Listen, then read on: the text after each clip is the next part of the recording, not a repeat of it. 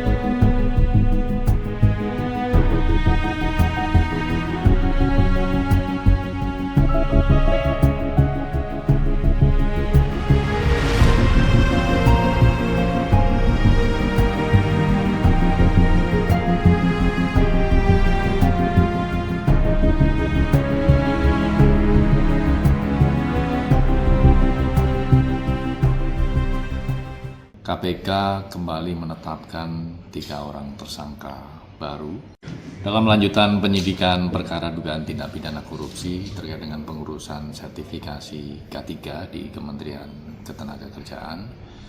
KPK kembali menetapkan 3 orang tersangka baru yang kemudian juga telah dilakukan cegah ke luar negeri atau cekal yaitu terhadap saudara CFH, HR, dan SMS. Ketiganya merupakan pegawai pada Kementerian Ketenagakerjaan. Kalau alat bukti yang menetapkan dia tersangka, apakah ada aliran dana ke 3 orang tersangka ini atau seperti apa, Mas?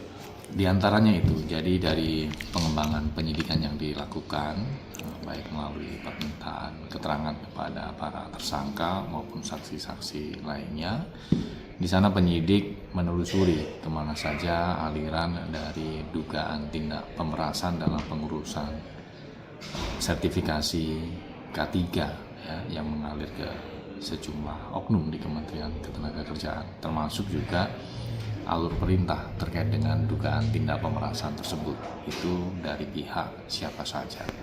Oleh karena itu dalam pengembangan penyidikan ini KPK kemudian menetapkan ketiga tersangka baru tersebut. Download Tribun X sekarang, menghadirkan lokal menjadi Indonesia.